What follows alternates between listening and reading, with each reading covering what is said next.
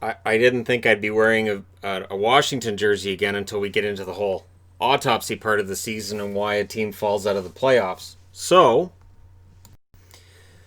we get into this, and the Islanders failed to sweep again. And so they had the chance to sweep Florida, and that failed in the play-in round, and now they had a chance to sweep here. That failed here.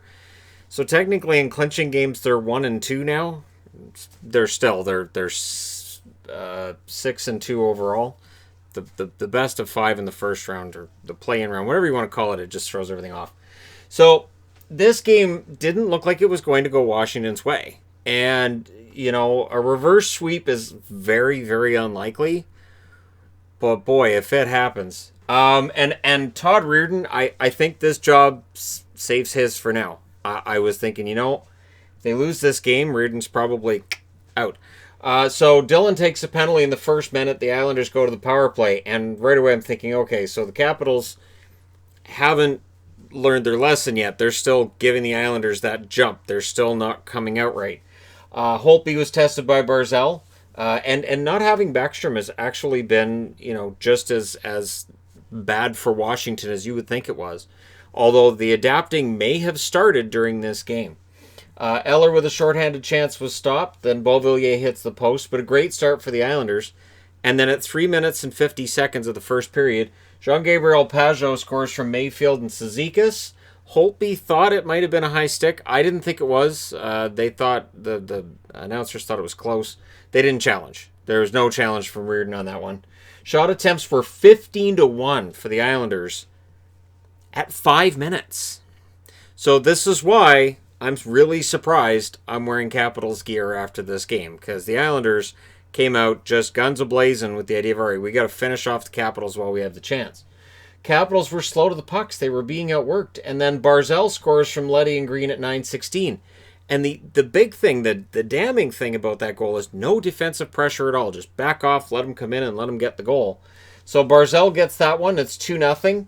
And Todd Reirden calls the timeout. And I was jokingly thinking to myself, he's probably asking the guys, so listen, after the game, I can use you for references, right?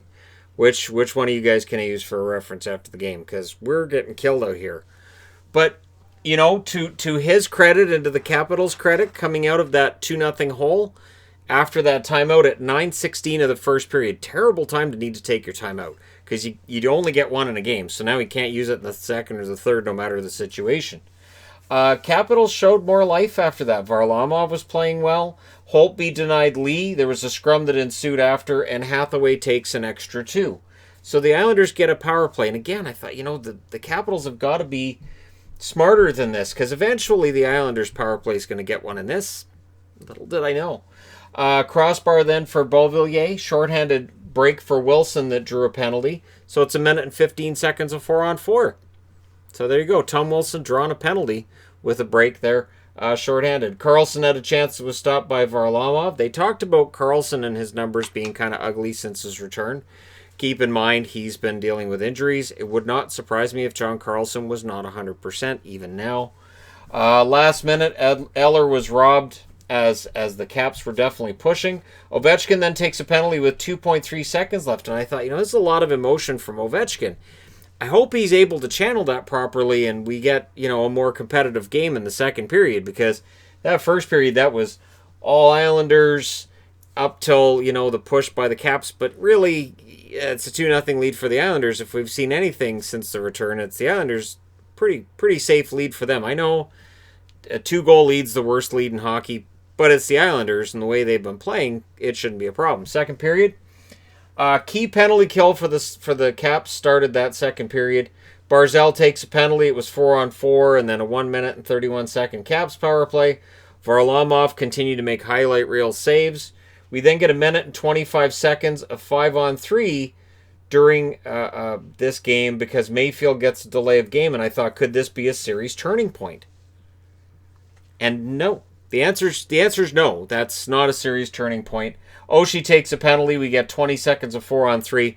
This is right about where I decided, keeping track of all these penalties, it's getting tedious. Kuznetsov, though, would score from Carlson and Holtby at 3:35.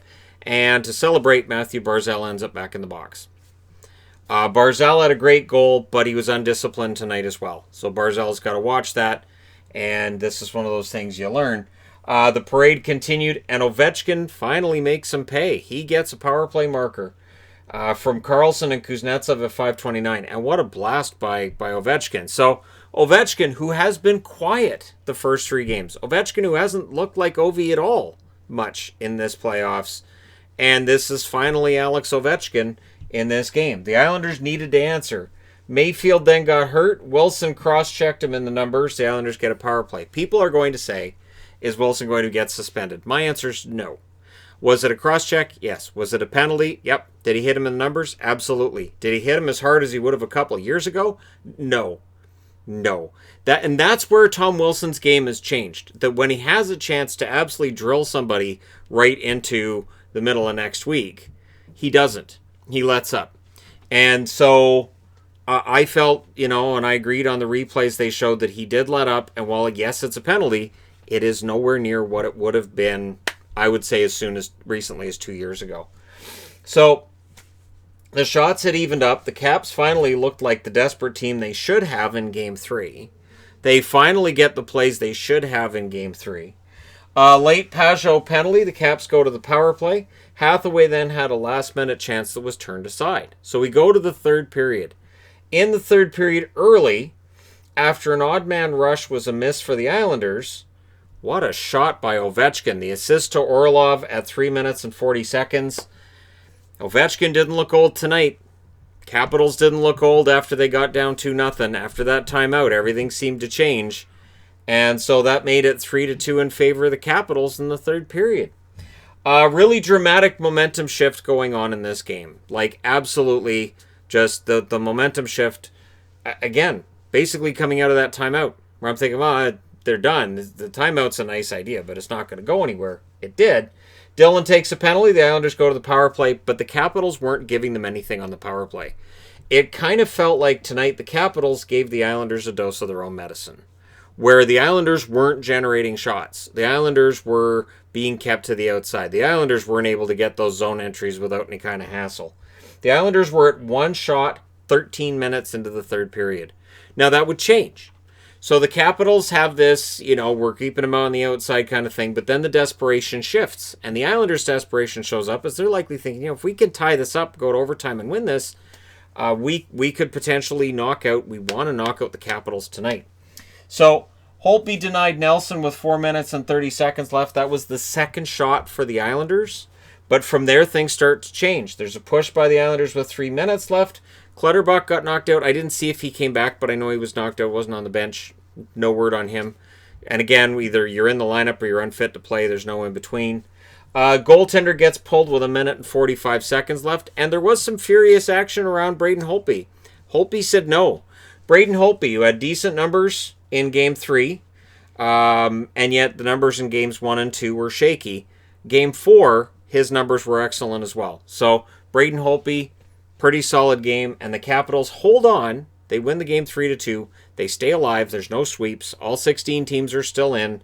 The Islanders have talked about how much they love bubble life, and they're still in the first round matchup for Game 5 with the bubble life. They don't get a full week off in between games to really enjoy ping pong, murder ball, whatever they're playing, right? So, they lose that first opportunity. They do have 3 more in the bank.